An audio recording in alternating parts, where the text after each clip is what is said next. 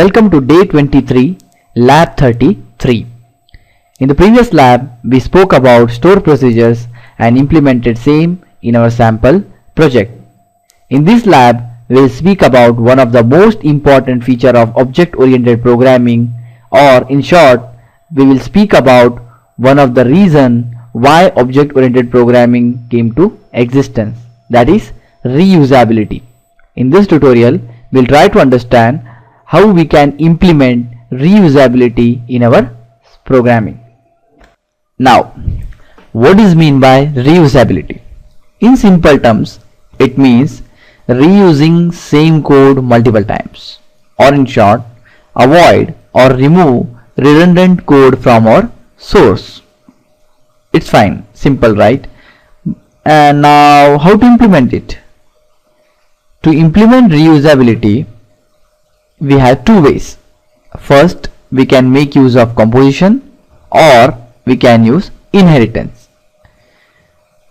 For both these, first step is simple and same. That is, take all redundant code from your source class, that is client class, and put them in a separate class called reusable class. Now, for composition, second step is just create the object of reusable class in client class and use it.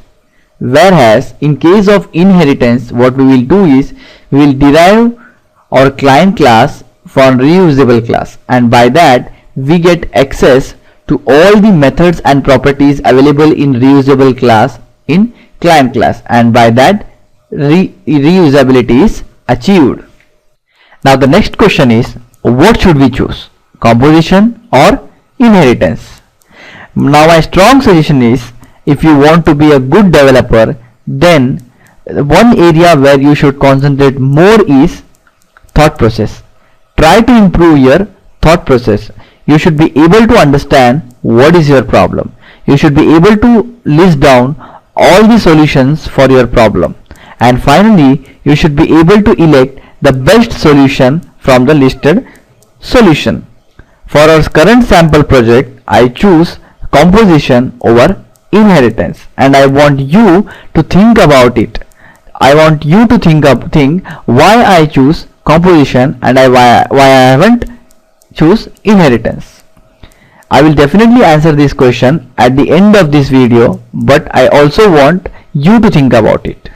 Okay, it's enough talking now. Let's do some coding. But before we start coding, let's do some changes to our current application. Always remember a convention. Always put your file name same as your class name. It's not a fixed rule, but it's a good convention. It will let us identify files and classes easily. Okay, also let me change class in my middle tier to customer. Okay, we're done with it. Now let's start coding. Now the very first step is identifying redundant code. For that, what we will do is, let's go to our data access layer, that is CLS SQL Server class, and let's collapse everything. Now let's expand this isHobbyPresent method. In this method, what you can see is we have created connection string, then we have created a connection object, we are opening the connection, then we are creating an object of the command class, creating a data set, and finally filling the data set with the help of adapter object. Now let's move down and come to this getHobbies method. What the same you can see here also. We are creating a connection object, then we are creating a command, then finally with the help of adapter we are filling the data set object. So we have our redundant code with us right now. Okay, now the next step is take this redundant code and put in a separate class. Okay, for that what we will do is we will add a new class called CLS Common SQL. Okay, so we have our class here.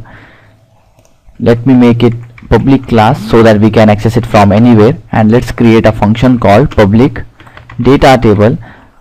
If you want data table, then we have to import a namespace called using system dot data semicolon. Okay, then let's put me a nice name called data table with a parameter called procedure name comma SQL parameter.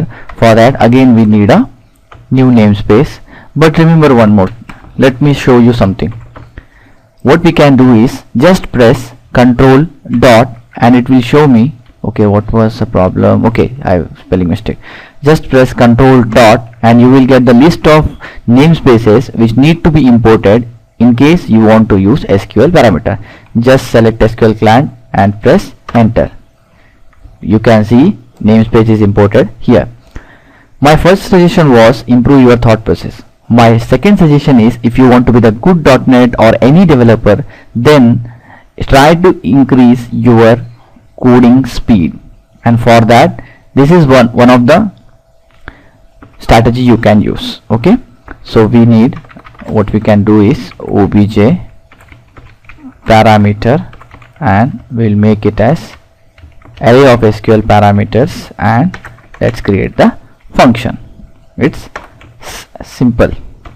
Now let's copy our redundant code, that is this one, from CLS SQL Server, and let's paste it here. Okay, now instead of putting this hard-coded procedure name, let's put our parameter. Second, this configuration manager is not available here. For that we need a namespace, and for that we'll press control dot and select system.configuration. Okay, that's it. Third, let's comment this code, and what we will do is obj command dot parameters dot, and you can see a method add range here. Select it and pass your parameter obj parameter here. Okay, let's make it obj parameters instead of obj parameter, it suits more. Okay, and instead of returning data table, let's return data set. Okay, now we have our data set ready here. What we will do is just return this data set. Okay, it's that simple. Now next let's move to this CLS SQL Server class, and as I said we are going to use composition. So let's create an object of our common SQL class obj. If you are not aware about the relationship like composition, please go through the object-oriented programming questions and answers video series from questbondvd.com. Let's create an object of obj SQL and let's assign it to null. Next let's create a constructor. This is the snippet. This is the one more way you can increase your development or coding speed. You have to write CTOR and double tap, and constructor is here. Next, initialize your obj SQL to new common SQL. Okay, next what you have to do is remove, instead of writing this long code, what we can write is obj SQL dot get data table. We need procedure name. Next we need our parameters. So what we will do is let's create SQL parameter obj parameters equal to new SQL parameter of 2 elements. Obj parameters of 0 is equal to new SQL parameter of with name this and with value as SQLDB type dot int. Okay, let's remove this code first of all, that will be more better. Okay, but we need this name. Okay, let me remove this code. Fine. Okay, now it seems more simpler. So we have semicolon enter obj parameters of 0 dot value is equal to our customer ID. Next, obj parameters of 1 is equal to new SQL parameter of our hobby ID comma SQLDB type dot int and semicolon enter obj parameters of 1 dot value is equal to hobby id, and just pass this obj parameters here, and we got our data set obj data set equal to this. We no more require this connection object. So that's it. Now let's change code in the get hobby section as well. Let me remove this entire code and let me write a single line of code.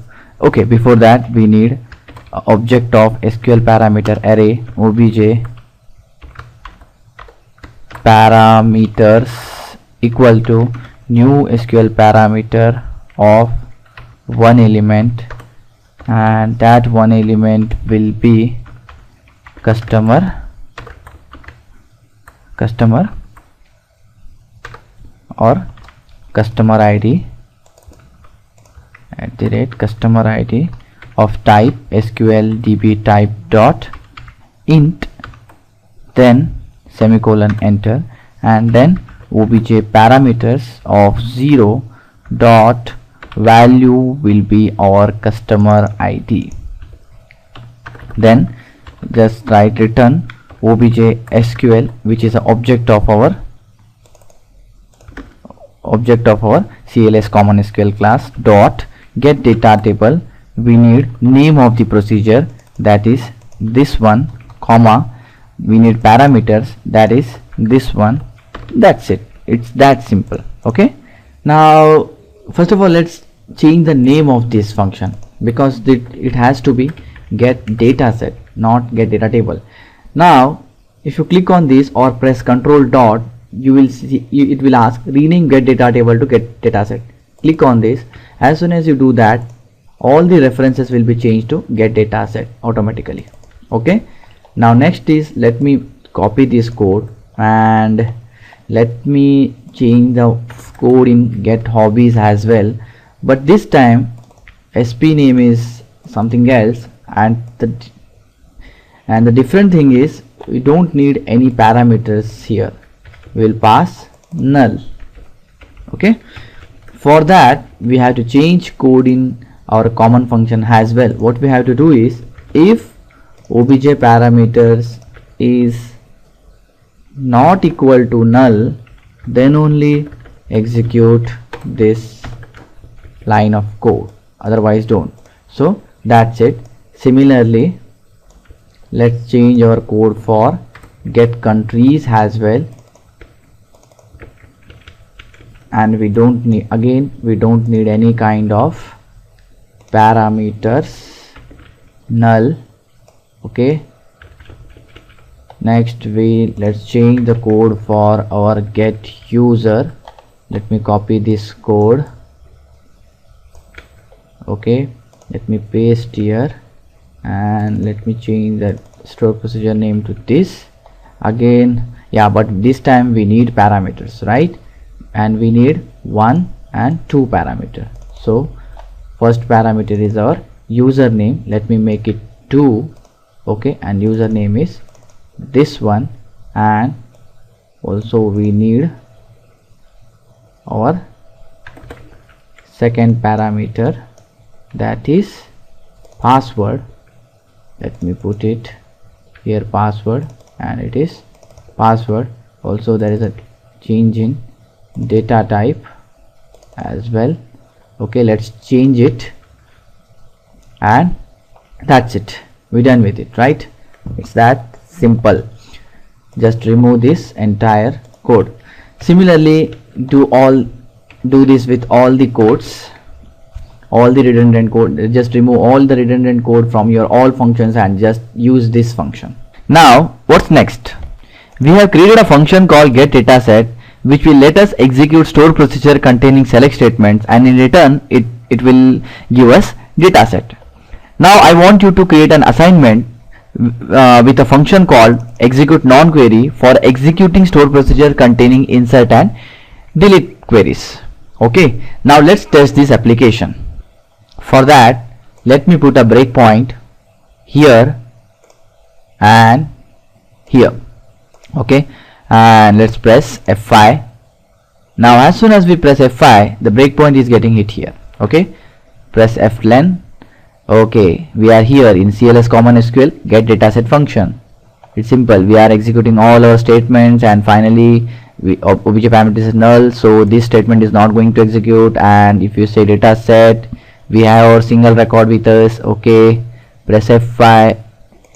Okay, we are here. Now let's put some more records. Let's say put Sukesh with email ID as sukeshmarla@gmail.com. Mail, I used to read as well as I used to watch movies. I'm unmarried at. Okay,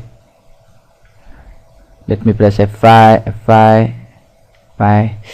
Okay, now we have 2 records. Now let me stop this application and let me rerun this application. Now as soon as I press F5, the breakpoint is here. Let me press F11 and F11. Okay, great. Now look at the data table. We are having 2 records. Okay, it's that simple. Now if I click on this select button, what I can see is the same function is getting executed, but this time I'm having value for custom obj parameter, so this line is getting executed and my data set contains single record of selected record. Okay, it's that simple. Hope all of you enjoyed watching this video. Oh, okay, there is one more thing remaining. I told you that I am going to answer your question why I choose composition over inheritance. Now the reason for that is, let's consider I derived this class from CLS Common SQL class. Okay, now this code is no more required for us, and even we can directly write, instead of writing obj SQL dot, we can directly write get data set because it is available right now, right? But the problem is, consider that in future I come up with something called as say Excel utilities class. Okay, now I want this class to be the child of that class. Consider that I am having a class called as CLS Excel utilities, which contain functions which are related to Excel. Okay, and I want this class to be the child of that class so that I can get access to all the methods available in that class. So what I will do is I will just say it is derived from CLS Excel utilities as well, but it's not possible. Why? Because C# as well as VB.NET don't have support for multiple inheritance. At most I can have only one parent, and one of the most important object oriented principle says always favor composition over inheritance. So my strong suggestion will be always use composition unless and until inheritance is must. But again, it depends on your problem context. If you feel that inheritance is more suited for your solution, always go with it. Only thing is, you should improve your thought process. You should learn how to think about problems. Hope all of you enjoyed watching this video. If you have any queries, you can always write to us and we will always reply with the best possible way we can. Thank you very much.